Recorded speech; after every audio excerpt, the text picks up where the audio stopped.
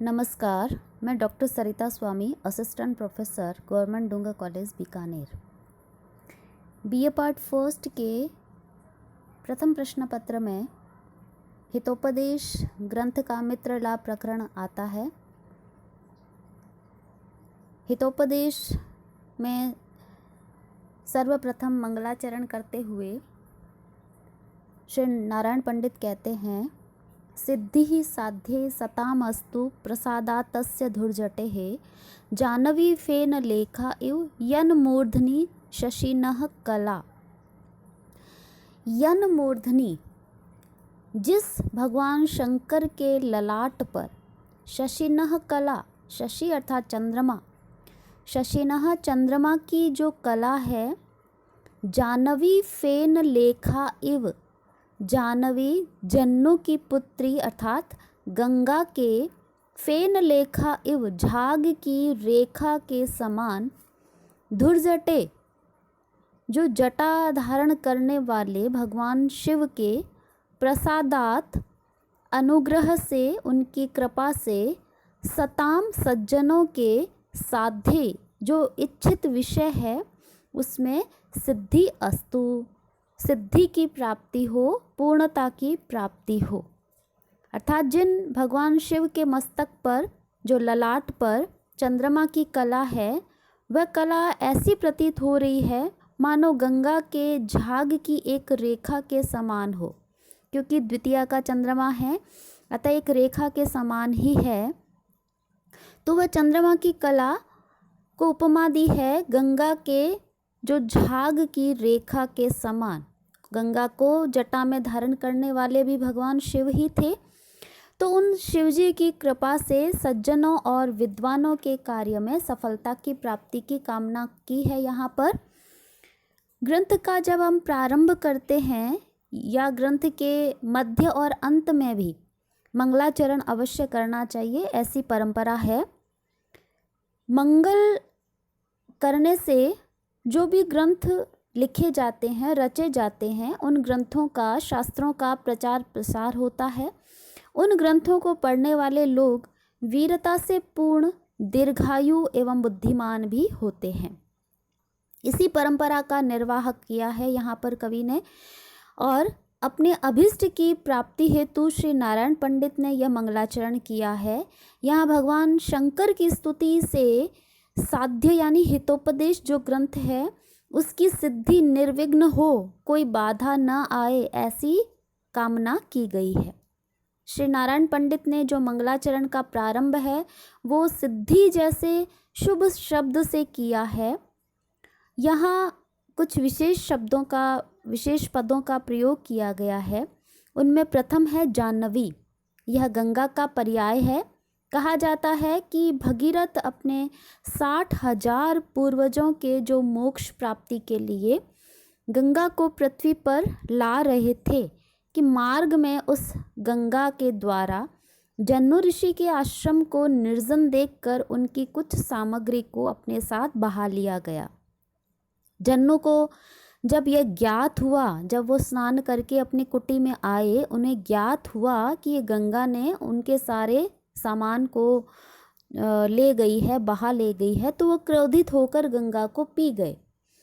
भगीरथ आगे जा रहे थे, अकस्मात उन्होंने देखा तो गंगा नहीं थी।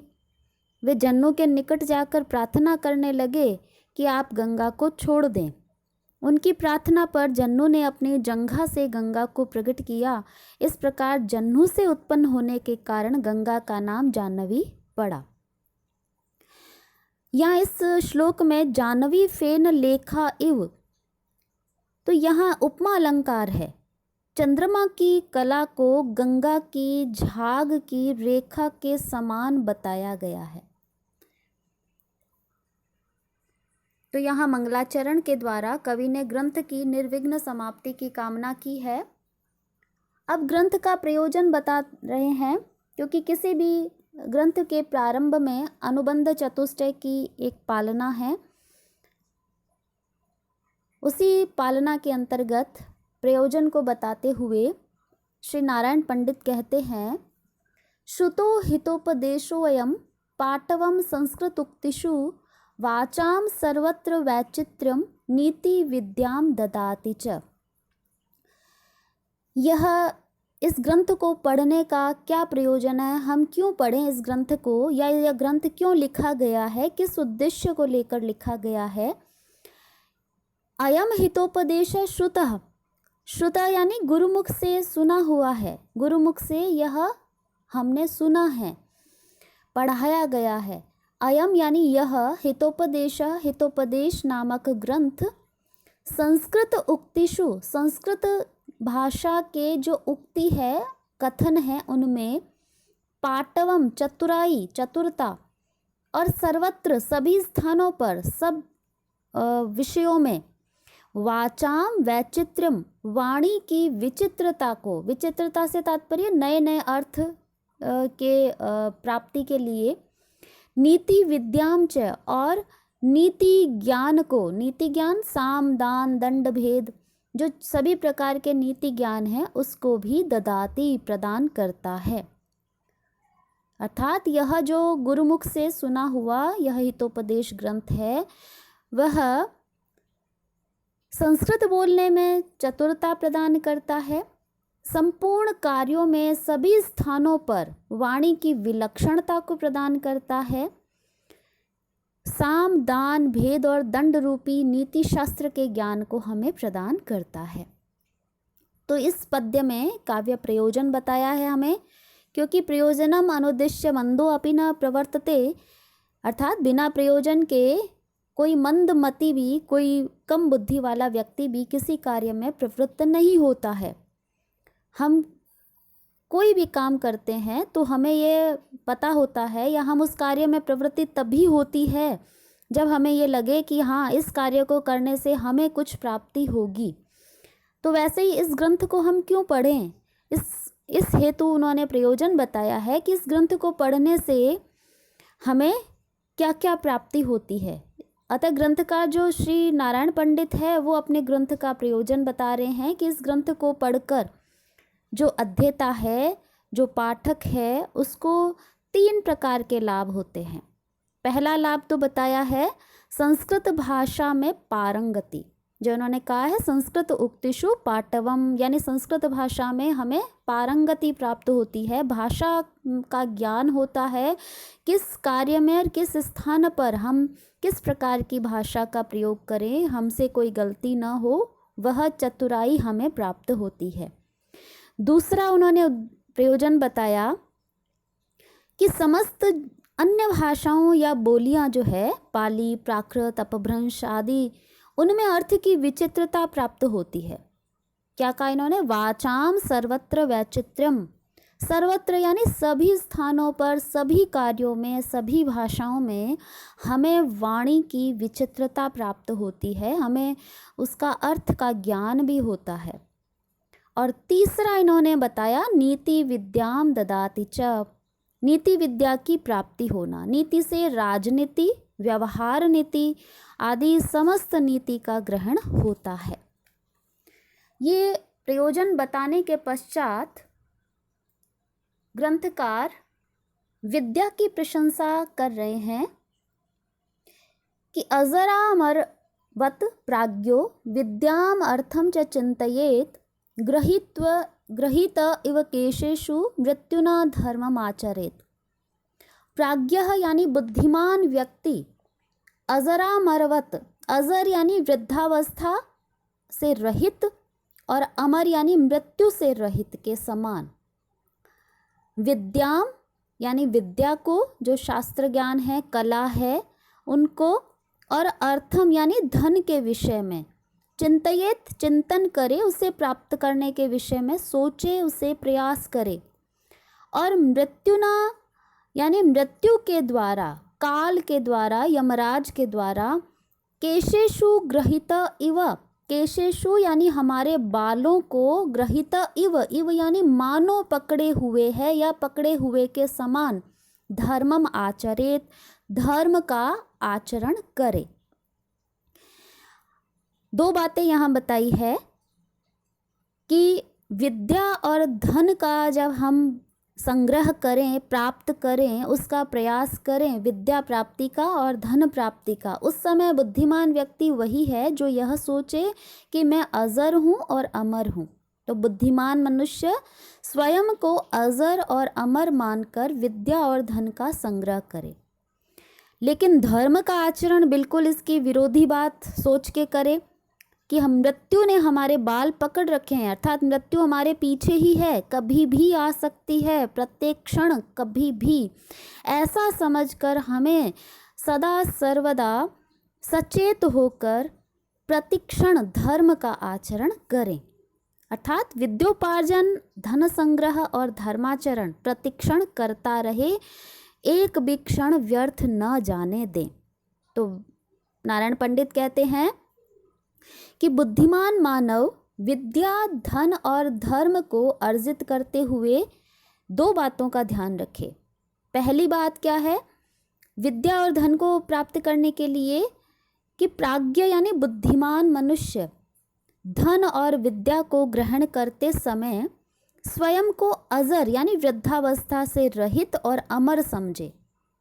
यह बहुत ही मनोवैज्ञानिक बात कही है कि यदि व्यक्ति स्वयं को हमेशा क्षणभंगुर ही समझता रहेगा तो वह विद्या और धन क्यों और किस लिए अर्जित करेगा।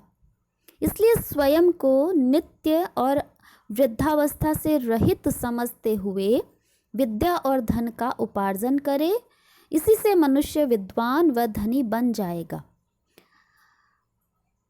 यानी हमें वृद्धावस्था कभी नहीं आएगी, चाहे कितनी भी उम्र हो जाए, कितनी भी आयु हो जाए। विद्या प्राप्ति हेतु कभी भी हमें यह नहीं सोचना चाहिए कि हम बूढ़े हो गए हैं, या धन का उपार्जन करने में, मेहनत करने में हमें कभी यह नहीं सोचना चाहिए कि हमारी आयु हो गई है, अब मैं कुछ नहीं कर सकता या सकती। दूसरी बात श्री नारायण पंडित ने हमें यह समझाई है कि धर्म हम क्या सोचकर अर्जित करें। हम यह सोचें कि यमराज ने मानो मेरे बालों को पकड़ रखा है, और बालों को किसी ने अगर पकड़ रखा है तो वह हमारे पीछे ही होगा, कभी भी हमारे जो है मृत्यु आ सकती है। तो यदि हम ऐसा नहीं सोचेंगे तो हम धर्म के पालन में, धर्म के अर्जन करने में हम तत्पर ही नहीं रहेंगे। हम कहते ही रहेंगे अभी क्या आवश्यकता है, कल कर लेंगे या आगे कर लेंगे हम धर्म का कार्य, अभी तो हम धन कमा रहे हैं या अभी हम ये कार्य कर रहे हैं। तो इसलिए धर्म जो है वो सृष्टि के संरक्षण के लिए अत्यावश्यक तत्व है। धर्म से समग्र मानव, जीव जंतु आदि स्व अस्तित्व की रक्षा में समर्थ होते हैं। यह स्वयं रक्षित होने पर दूसरों की रक्षा करता है, अन्यथा यह हमारी रक्षा नहीं कर पाता है। धर्म नष्ट होने पर यह हमें मारता है और स्वयं रक्षित होने पर रक्षा करता है। धर्म एव हतो हन्ति, धर्मो रक्षति रक्षितः। इसलिए धर्म वस्तुतः कर्तव्य ही है। धर्म की एक बहुत व्यापक परिभाषा हमारे शास्त्रों में दी गई है कि धर्म क्या है?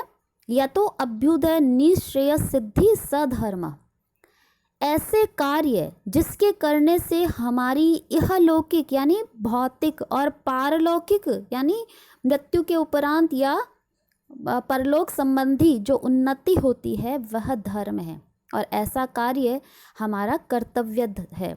हम जिस आश्रम में हैं, जिस आयु में हैं, उसके अनुसार हम कार्य करें। जैसे यदि अभी हम ब्रह्मचर्य आश्रम में हैं और हम विद्या अध्ययन कर रहे हैं तो हमारा कर्तव्य है कि हम अपने गुरुजनों की आज्ञा का पालन करें। हमारे माता पिता जैसे हमें समझाए उनके अनुसार हम चलें।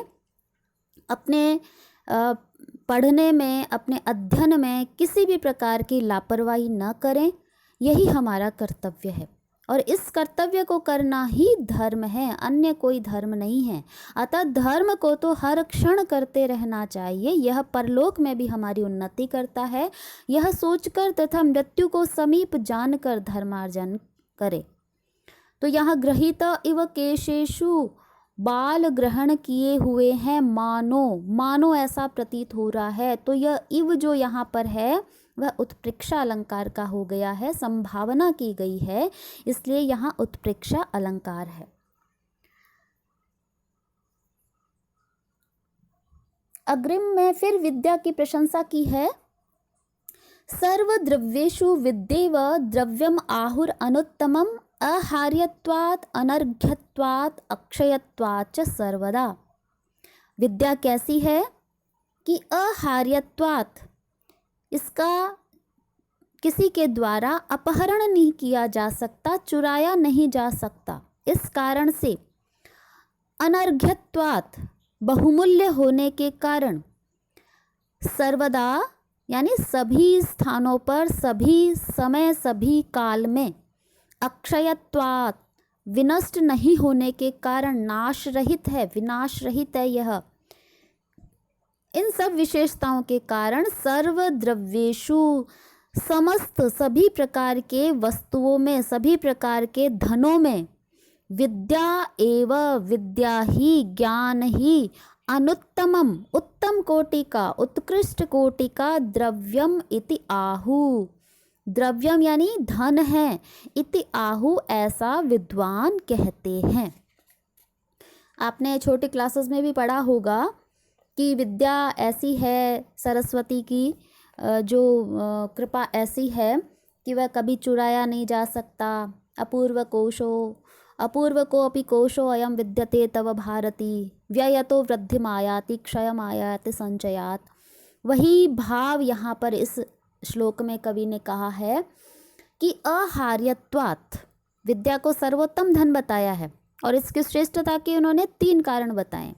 पहला कारण क्या बताया? अहार्यत्वात्, यानी यह किसी के द्वारा भी हरण या चुराने योग्य नहीं है, अर्थात इसे चोर चुरा नहीं सकते, जबकि अन्य सभी धन चुराए जा सकते हैं। अतः विद्या धन अहार्य होने से श्रेष्ठ है। दूसरा उन्होंने क्या कारण बताया? अनर्घत्वात्, विद्या धन का कोई मूल्य नहीं है, अमूल्य है यह, क्योंकि अपार मूल्य से भी यह क्रय नहीं की जा सकती, खरीदी नहीं जा सकती, जबकि अन्य सब धन जो है वो मूल्य चुका करके हम उसको खरीद सकते हैं। अतः यह अत्यधिक सुरक्षित होने से अन्य सब धनों से श्रेष्ठ बताया है। और तीसरी विशेषता उसकी श्रेष्ठता की अक्षयत्वात्, अक्षयत्वात् यानी अन्य सभी धनों का उपयोग या उपभोग करने पर वे विनाश को प्राप्त हो जाते हैं, किंतु विद्या धन है, चाहे जितना खर्च करो यह उतनी ही बढ़ती जाएगी, अतः यह अक्षय है और इसी कारण सर्वश्रेष्ठ है। तो विद्या धन ये 3 विशेषताएं होने के कारण अन्य सभी धनों से श्रेष्ठ है, उसे अर्जन करते रहना चाहिए, उसमें यह नहीं देखना चाहिए कि हमारी आयु क्या है। फिर विद्या की और महिमा बताते हुए कहते हैं, संयोजयति विद्येव नीचगा अपि नरम सरित, समुद्रम इव दुर्घर्षम नृपम भाग्यमतः परम। नीचगा यानी निम्न देश में बहने वाली, यानी नीचे की ओर बहने वाली, ऊपरी स्थानों से नीचे के स्थानों की ओर बहने वाली, अपि यानी भी, सरित यानी जो नदी है, नरम जो व्यक्ति को, यहाँ 2 अर्थ निकल रहे हैं, एक तिनके के अर्थ में, एक व्यक्ति के अर्थ में हम ले सकते हैं कि जैसे निम्न प्रदेश की ओर, नीचे के स्थानों की ओर बहने वाली भी सरित यानी नदी, नरम दुर्घर्षम समुद्रम इव यानी दुर्घर्षम जो एक विशेष प्रकार का जो तृण विशेष है, जैसे खस होता है, उसके घास जो होती है उसको, दुर्घर्षम यानी बहुत ही दुर्गम जो है, समुद्र जो होता है अथाह, वहाँ पर संयोजयति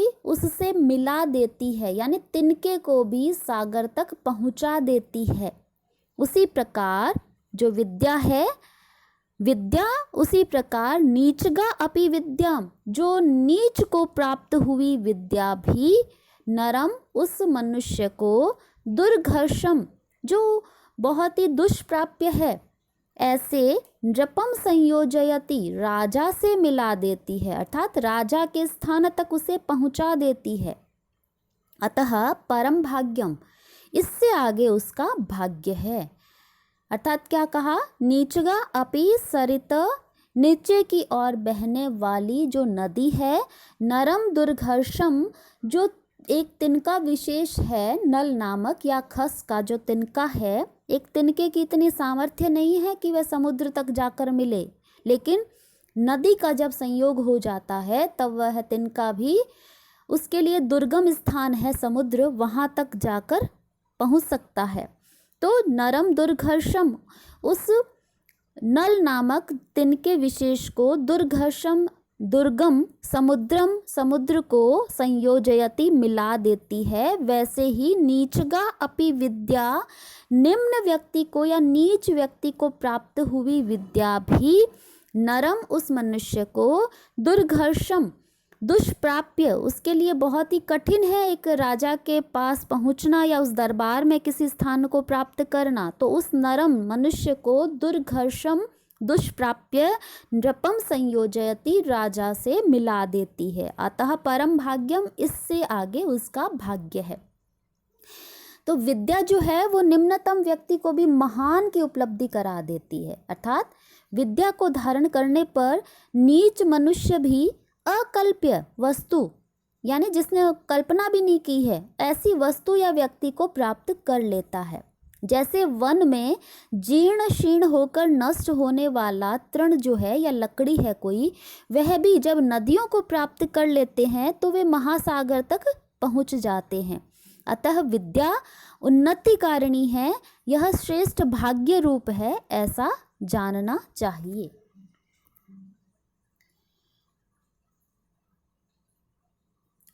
विद्या की ही प्रशंसा करते हुए आगे कहते हैं कि विद्या ददाति विनयम, विनयात याति पात्रताम, पात्रत्वात् धनम आपनोति, धनात् धर्मम, ततः सुखम। विद्या, जो विद्या ज्ञान है, शास्त्र ज्ञान है या किसी भी प्रकार की कला का ज्ञान है, विनयम ददाति, विनम्रता को प्राप्ति करवाती है, देती है। विनयात, और विनम्रता के कारण व्यक्ति पात्रताम यानी योग्यता को याति प्राप्त होता है।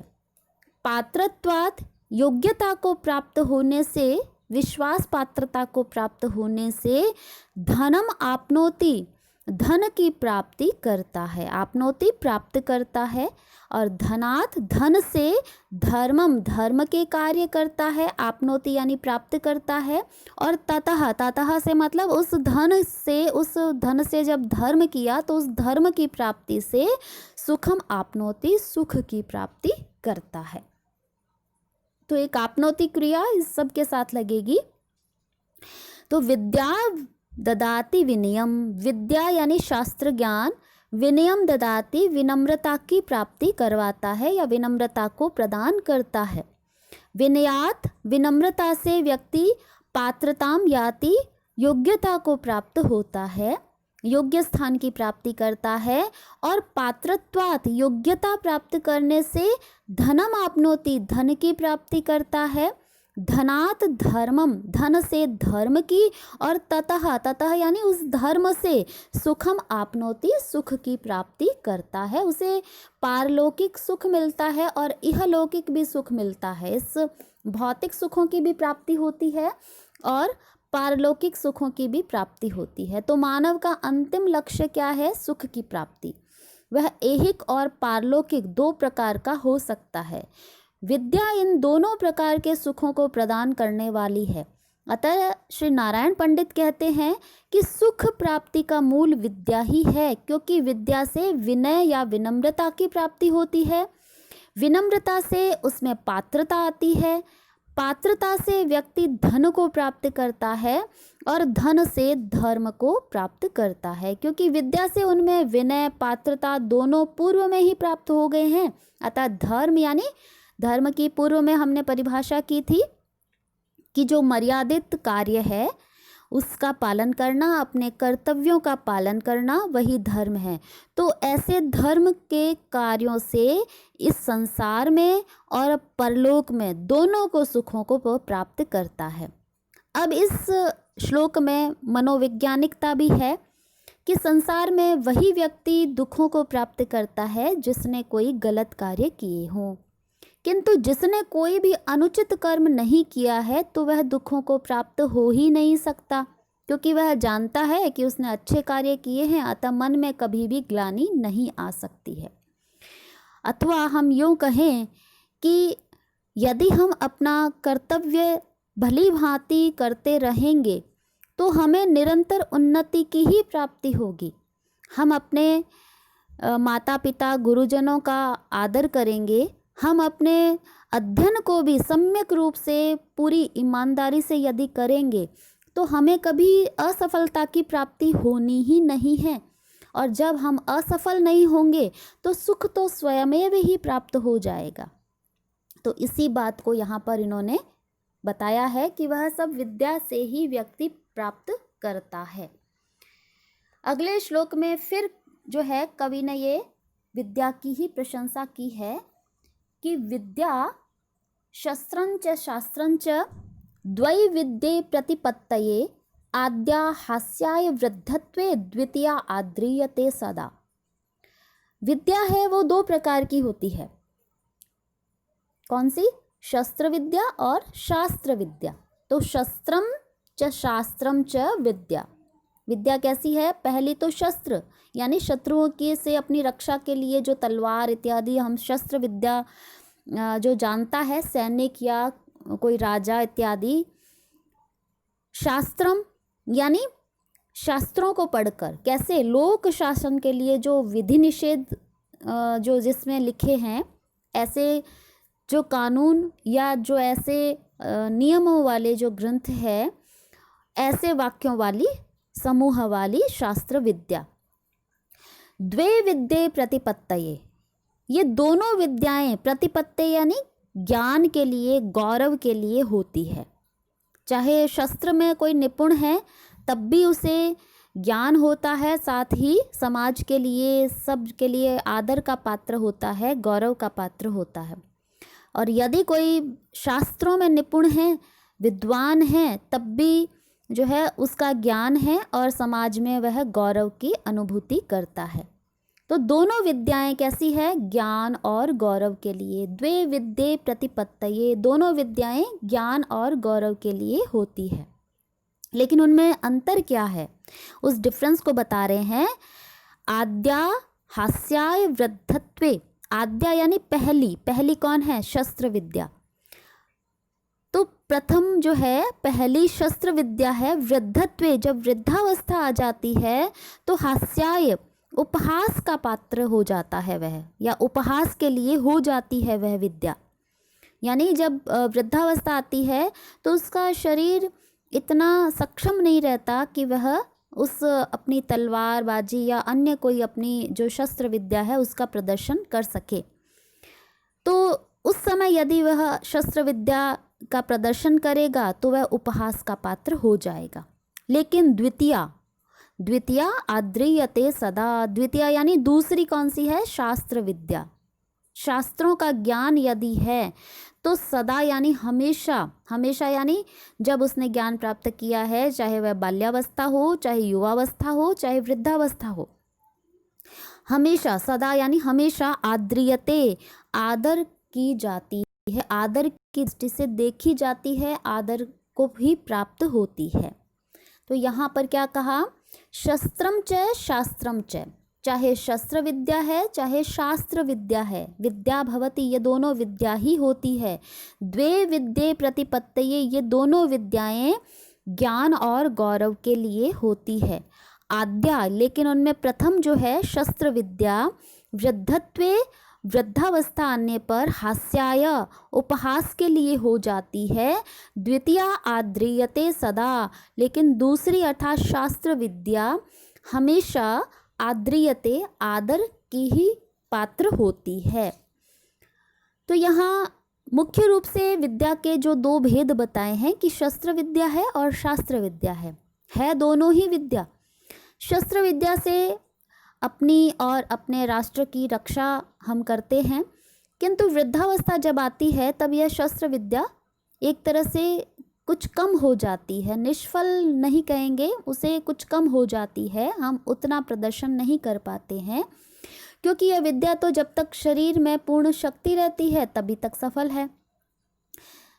वृद्धावस्था में जब देह हमारा जीर्ण हो जाता है तब हमारे चाहे हाथ में तलवार इत्यादि शस्त्र धारण कर लें तो व्यक्ति की हंसी ही होती है, जबकि शास्त्र विद्या जो ज्ञान है वह हमेशा आदर को प्राप्त होती है। अतः शस्त्र विद्या की अपेक्षा शास्त्र विद्या की श्रेष्ठता यहाँ प्रतिपादित की है।